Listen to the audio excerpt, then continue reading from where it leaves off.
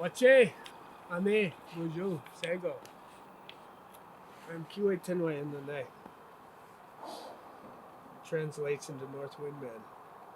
I'm from the people of the Mushkegowuk, people of the river. Chapel Cree First Nation, Fox Lake Reserve, Bear Clan, and I'm a beautiful person. I'd like to give thanks for this day. I'd like to give thanks for this life.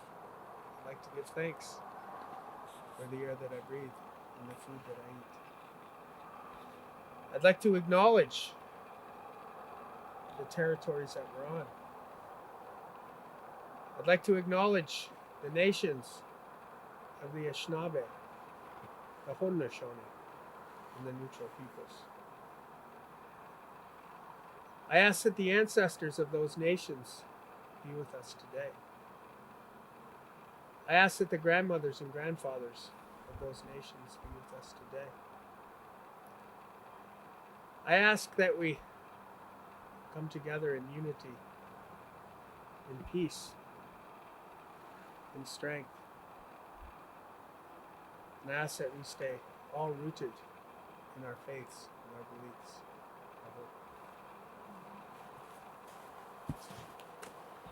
So if we could just put that tobacco that I gave you back into this smudge bowl. And then what we're going to do is I'm going to wash the smoke of this medicine, the sage, over you if you'd like. Or if you don't want to smudge, that's fine too. But what that medicine does is when we ignite it and when that tobacco burns, that prayer that we just said or that I just said, or whatever thoughts you had while you were holding that tobacco, once it ignites, it'll take those prayers up to the unseen world, up to the Creator. And that's a practice that I do every day. And I pray multiple times. I put tobacco down whenever I feel I should. And it's an honor for me to be out here in nature, to come together on the land, to come together as one, as we acknowledge the crow. There they come. They'd be here. And they acknowledge you too. And as we talk and as I share about the trees, what I know about the trees. We're gonna smudge first, then I'm gonna sing a thank you song. And then I will share what I know about the trees and how important they are to us as Indigenous people.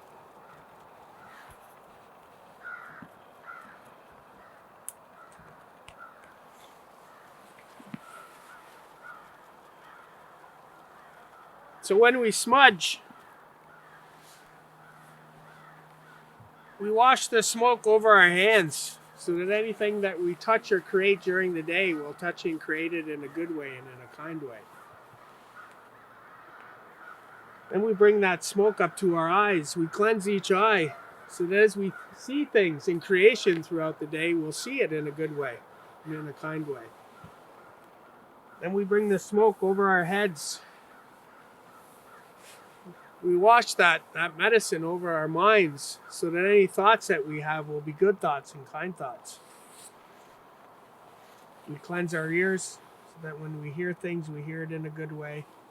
We bring that smoke up to our throats so that when we speak, we say kind words. And when we speak, we have a strong voice. I always like to pull the medicine right into my heart. I pull it into my heart so I have empathy and I have love for others and love for myself. I always like to bring the smoke and pull it right into my core so that as I come out in creation as a helper, I can stay centered. Because some days are more challenging than others, and they can throw me off of being centered, and I always need to be centered doing this kind of work as a helper. Then I wash the smoke down each leg. I wash the smoke down each leg so I can remember how sacred life is as I'm taking each step and walking on Mother Earth. Then I raise some medicine up to the Creator. Then I push some smoke down to Mother Earth. So there is no right or wrong way how to do this. And it's not mandatory. But this is something that keeps me connected to not only to culture, but to creation and to my beliefs.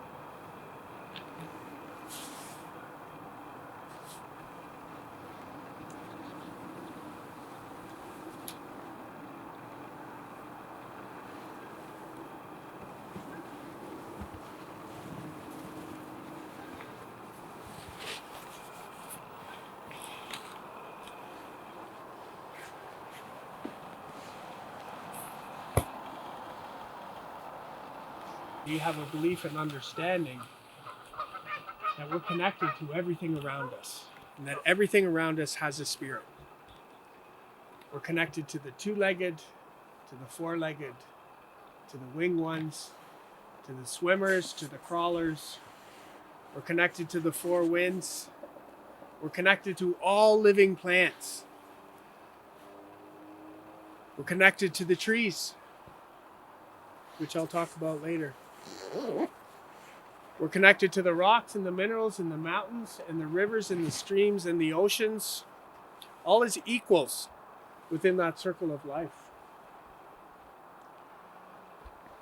And that's what makes life so special, and that's what makes life so beautiful.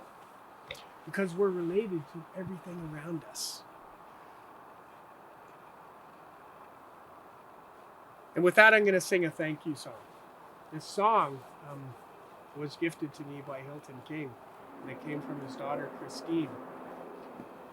And this song is saying thank you to the Creator for putting us on Mother Earth. And we're saying thank you to everything that Mother Earth gives us. You know, Mother Earth is so kind and so gentle to us. Sometimes we take that for granted. But if we can get deep enough and we can get far enough into creation, we can really see how beautiful it is, and how some of the smallest things can hold so much beauty and so much peace. So as I sing this song, we're gonna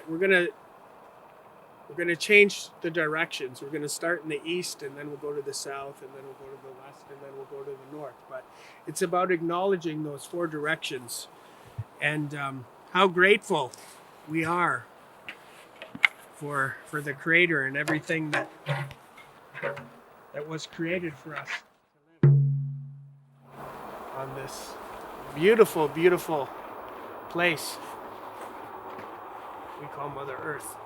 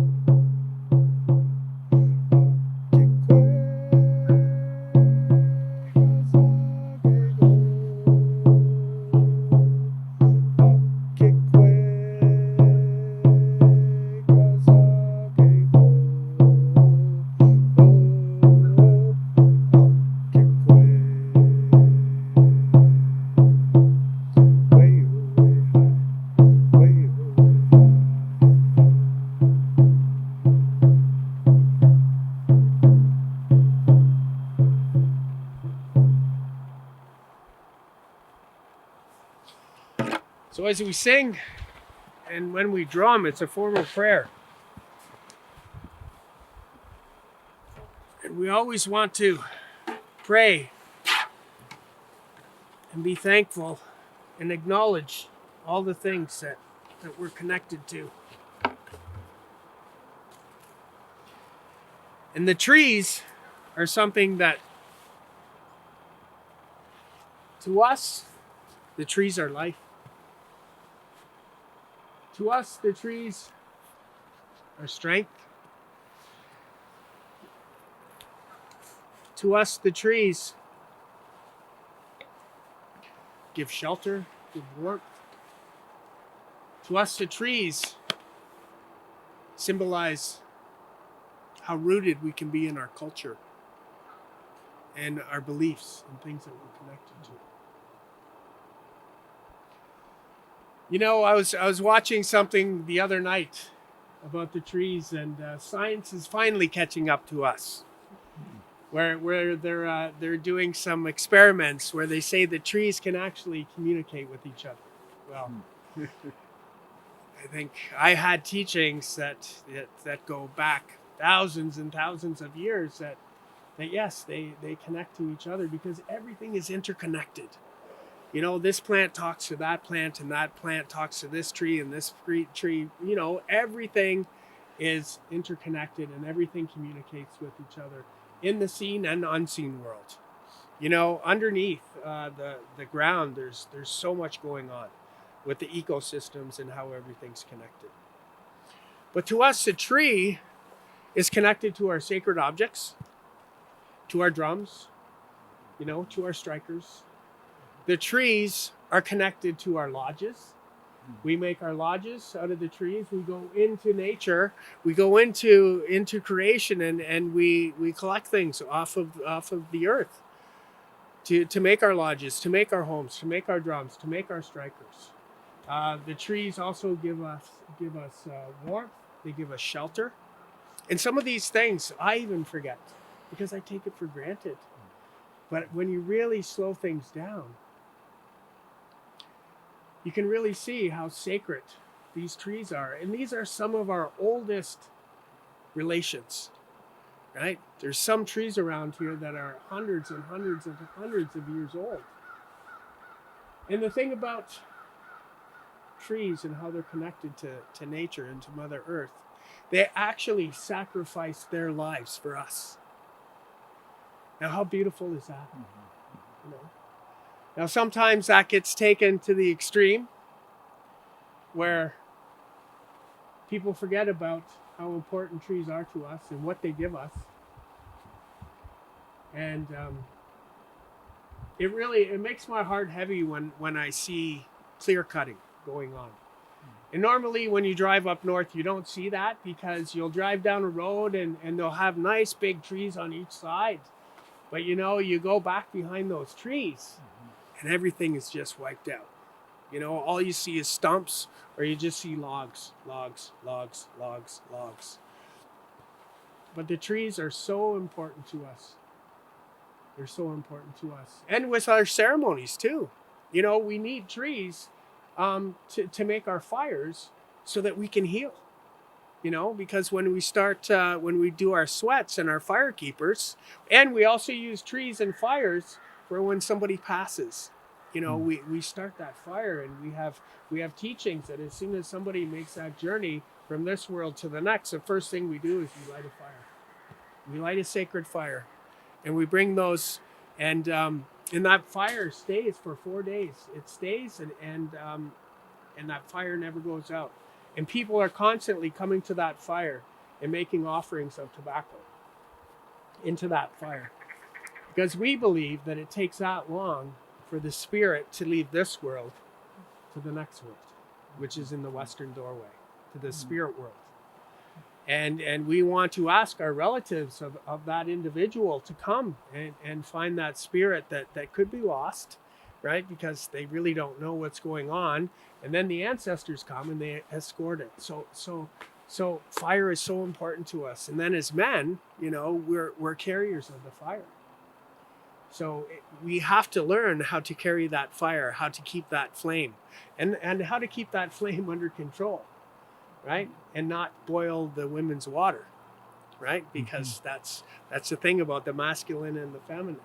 And as of men, one of the first teachings we have to do is we have to learn how to tend those fires, and we have to learn how to keep those fires, right? And the only way that we can really make a fire is from the trees, right? So the trees are so important to us, and like our drum hoops are made out of wood. Wood is such a spiritual connection to Indigenous people, and wood is needed for everything. Not only with the Indigenous culture, but every culture has their connection to wood, to the trees, right? There's different kinds of trees. The first thing I saw was that nest up there. How that nest is situated in the tree, and how that is actually giving a place for shelter for one of our ancestors to lay some eggs and to continue that stage of life, right? Trees, there's medicine with so many trees. The cedar trees, one of our most sacred medicines, one of our 4 sacred medicines. And when we were walking in here, Bob and I, we were talking about the sumac.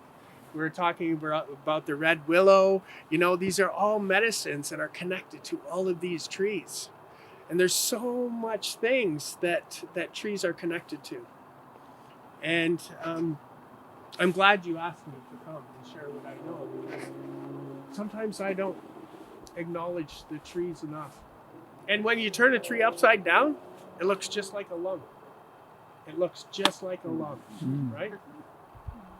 Right. So I know that I always like to use the analogy of a tree to stay rooted in my beliefs, to stay rooted in the causes and the things that I believe in. And the trees can teach us a lot. And they tell us to go up and talk to the trees, because the trees don't know what it's like to be human. So what we do is we hug a tree, we sit by a tree, we have conversation with the tree, and we thank them for what they give us, but we also have a communication with them, and we let them know what it's like to live in our world, because they live in their own world, right? The trees are so beautiful, and I wish I knew more about trees. I just know that some are hard, some are soft, some bend, some don't. Some are a bit more crooked than others, and some give shelter, some give heat. And trees are they're beautiful, and they're to the Indigenous people. Trees are very important because they revolve around culture, they revolve around ceremony, they revolve around healing, they revolve around when people die with death. It's a full circle with the tree, right? It's a full circle, and that's what makes everything so beautiful, right? And I know sometimes I don't really put enough thought into how sacred the trees are, because I take it for granted, but it's when I can slow things down and be, right, just be, that I can really put some thought into what our relations and our ancestors, the trees are, and what they give us, right? There's so many animals that live in trees. There's so many creatures that live in trees. We also use them in transportation with sleds, right? With sleds, with pulling things, with transportation, with boats, with, everything, when you really think about it, is connected to a tree. A tree is interconnected with everything, right?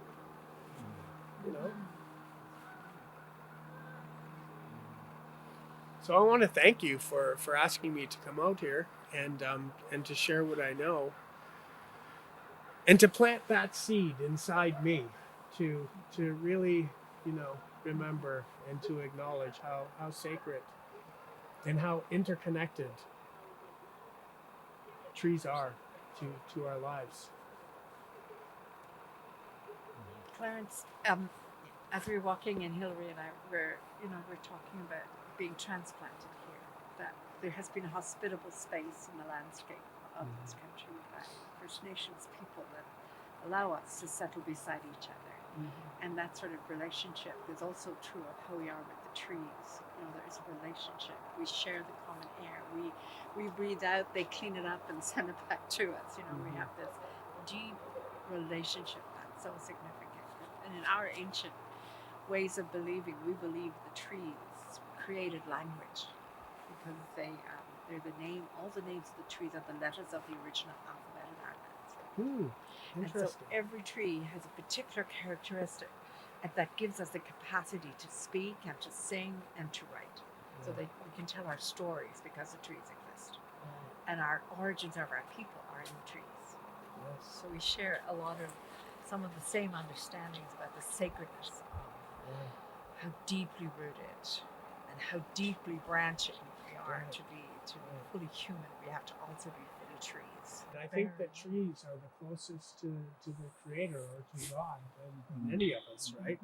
They have that ability to reach up, and they're almost always in that rejoicing prayer connectedness, right? All season.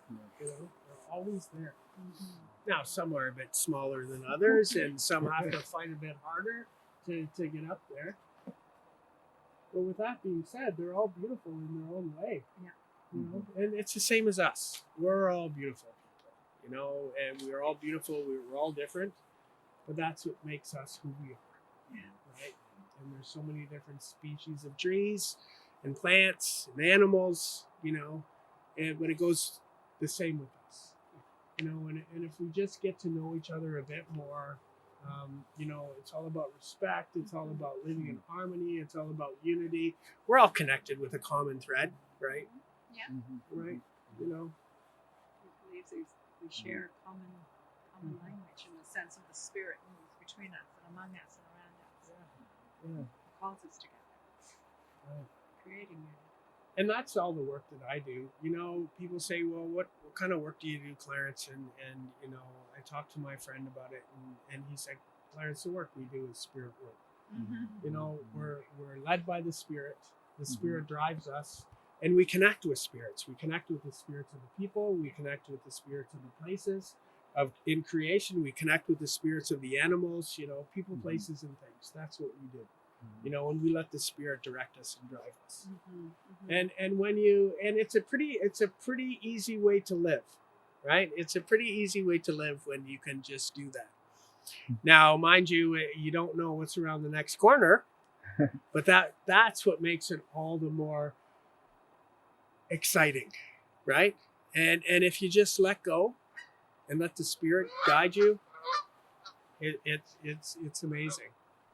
And if we let our hearts guide us, it's this that gets everything all mixed up, right? So true. Our heart will take us places, or our heart will make us want to do things, and then our mind will talk us out of things.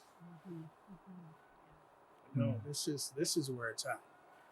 And we believe the founding of the world in our ancient ways was the tree of life, and we believe it will be restored by the life-giving work of the trees that we work together to reforest and care for and bend toward. That will bring about the cleaning of the air and the hope for the future. So it's got to be about the work of relationship.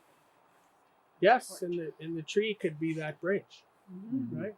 The tree could be that bridge to fill those gaps, right? To make that connection, that unity possible.